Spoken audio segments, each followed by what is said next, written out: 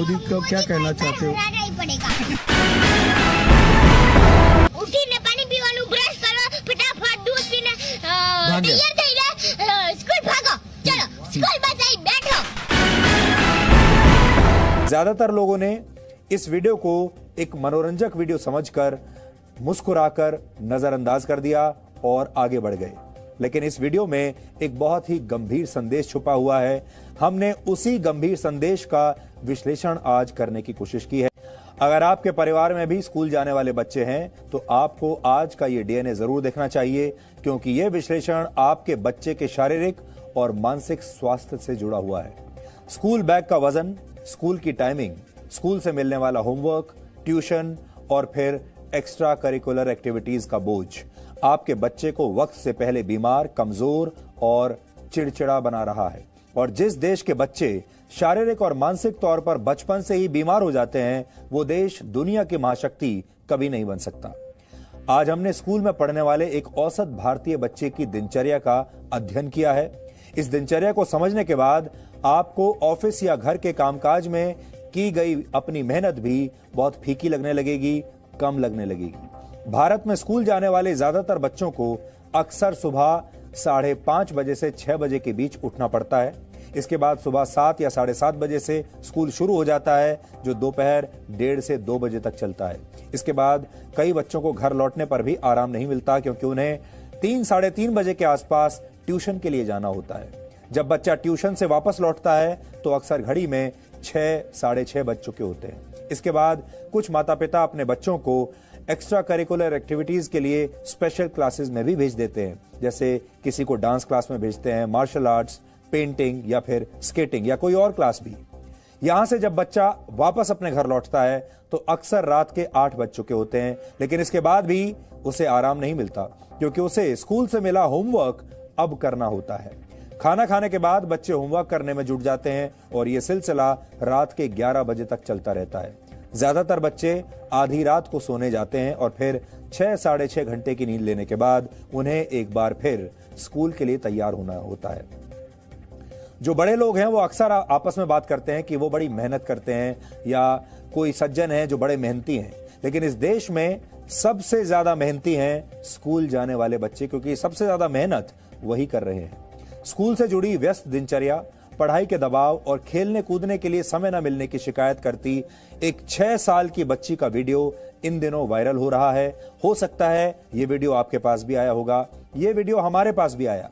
इस बच्ची का नाम रूही शाह है। 8400 जी हाँ, याद कर लीजिए व्हाट्सएप नंबर, क्योंकि अब मैथ का सवाल हो या फिजिक्स, केमिस्ट्री, बायोलॉजी का, आपके हर डाउट, हर क्वेश्चन का मिलेगा तुरंत वीडियो सोल्यूशन, वो भी डायरेक्ट आपके व्हाट्सएप पर। बस अपने व्हाट्सएप में .net का 8400 नंबर सेव कर लीजिए और चैट ओपन कीजिए।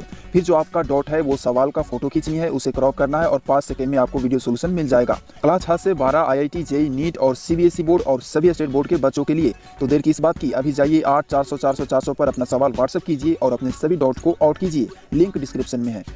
और ये बच्ची गुजरात की राजधानी गांधीनगर के एक स्कूल में पढ़ती है। पहली कक्षा में पढ़ने वाली ये बच्ची भारत के स्कूली सिस्टम से किस कदर नाराज है, पहले आप ये इसी बच्ची की जुबानी सुनिए, फिर हम आपको बताएंगे कि कैसे इस बच्ची ने सिर्फ अपनी परेशानी नहीं बताई है, बल्कि भारत के 30 करोड़ स्कूली बच्चों का दर्द पूरी दुनिया के सामने रखा है। लेकिन हमें जो प्रेरणा मिली ये सब करने की, वो इस बच्ची से मिली है। मुझे तो ये स्कूल से ही छुटकारा चाहिए 1 महीने, है ना? સાચી વાત ને? સાચી વાત છે। સ્કૂલમાં આવીએ ને સ્કૂલમાં જવાનું, સવારે ઉઠવાનું, સવારે તો ઉઠવાનું પહેલું પાછું 6 વાગે, જેનો સ્કૂલનો ટાઈમ હોય એટલા વાગે ઉઠવાનું, પછી બ્રશ કરવાનો, પાણી ફટાફટ પીવાનું, બધું પહેલા ઉઠીને પાણી પીવાનું, બ્રશ કરો, ફટાફટ दूध पीने તૈયાર થઈને સ્કૂલ ભાગો, ચલો સ્કૂલમાં જઈ બેઠો, चलो स्कूल। अरे 1 घंटे पढ़ो मैथ्स, इंग्लिश, પછી पूरे महीने, प्रेयर, फिर पहले प्रेयर, फिर इंग्लिश, फिर मैथ्स, फिर EVS, फिर गुजराती।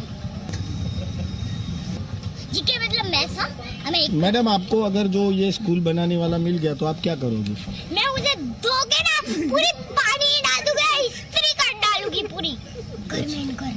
उसको पूछोगे कि तुझने सब कुछ अच्छा बनाया है भगवान ने? हाँ, तो बस पढ़ना क्यों करना, मैंने पढ़ना भी थोड़ा अच्छा ही तो बना देता तो हमको भी मजा आता। राइट। तो भी मोदी को क्या कहना चाहते हो? हराना ही पड़ेगा। इस छोटी सी बच्ची की बातें सुनकर आपको शायद हंसी आ रही होगी, और इस बच्ची का अगर बस चले तो ये देश के सारे स्कूलों को बंद करा दे, क्योंकि इसे स्कूल अच्छे नहीं लगते। लेकिन आज बड़ा सवाल यह है कि हमारे बच्चों को स्कूल अच्छे क्यों नहीं लगते? बच्चे स्कूल क्यों नहीं जाना चाहते? स्कूल जाने से पहले बच्चे रोते क्यों हैं और हमेशा छुट्टी क्यों मारना चाहते हैं? असल में इसके पीछे बहुत गंभीर सवाल छिपे हैं। ये बच्ची शिक्षा व्यवस्था को लेकर देश के नेताओं से भी नाराज है, और ये इस बात का सबूत है कि हमारे देश में नेता भी शायद बच्चों की समस्या को लेकर गंभीर नहीं है।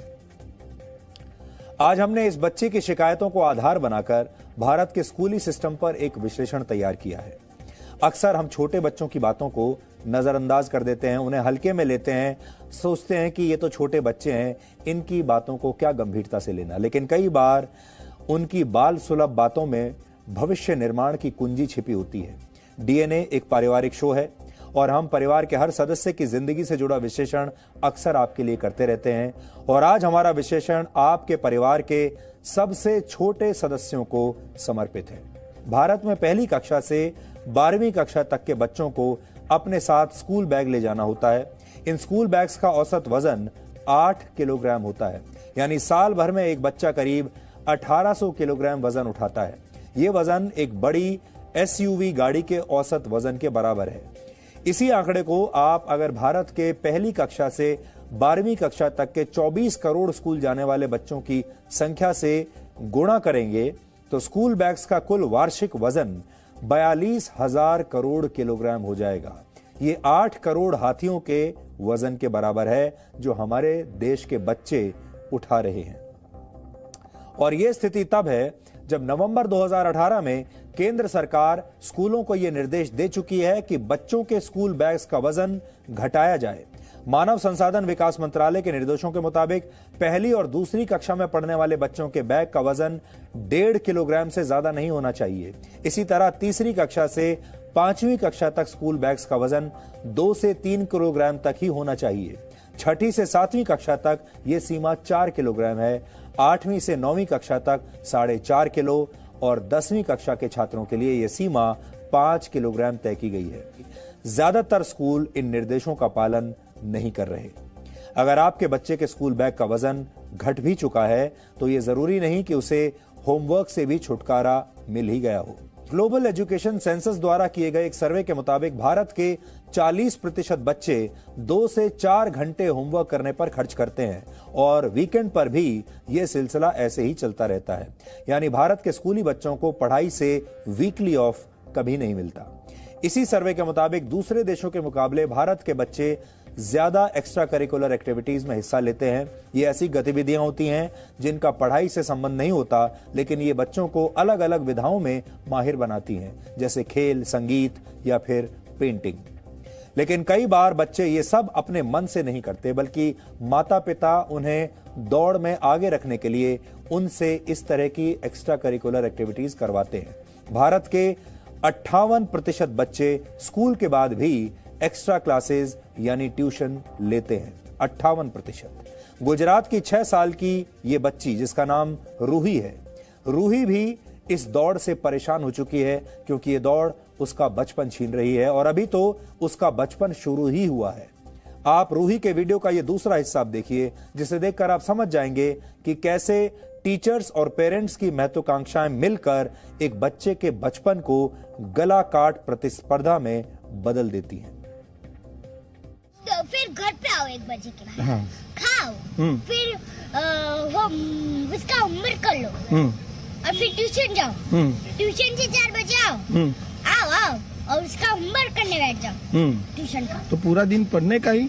और फिर शाम को 4 बजे नहीं, स्कूल का जो होमवर्क बाकी है वो करके सोने का। फिर उठेगा शाम को 4 बजे, उठ के बाद वापस ट्यूशन जाने का, ट्यूशन से आके घर पे आने का, घर पे आके 5 बजे घर पे आने का, घर पे आके वापस पढ़ने का उसका ट्यूशन का। और फिर जो थोड़ा स्कूल का बाकी रह गया वो भी करने का। और फिर थोड़ी देर खेल के थोड़ा और कर लेने का ट्यूशन का। और तो फिर देखो पूरा दिन पढ़ने का, रात को स्केटिंग क्लास में जाने का।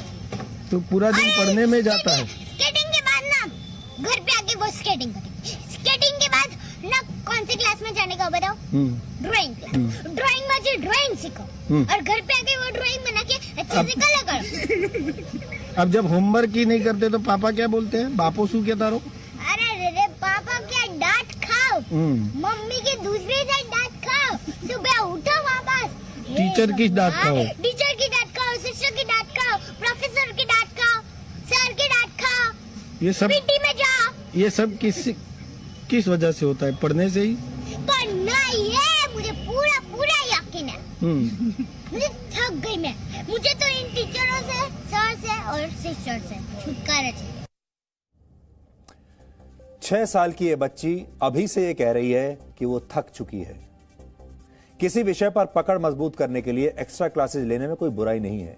बच्चों को कुछ ना कुछ नया भी जरूर सीखना चाहिए, हम इसका विरोध नहीं कर रहे हैं, लेकिन इस बात का भी ध्यान जरूर रखना चाहिए कि ये सब बच्चों के शारीरिक और मानसिक स्वास्थ्य की कीमत पर बिल्कुल ना हो।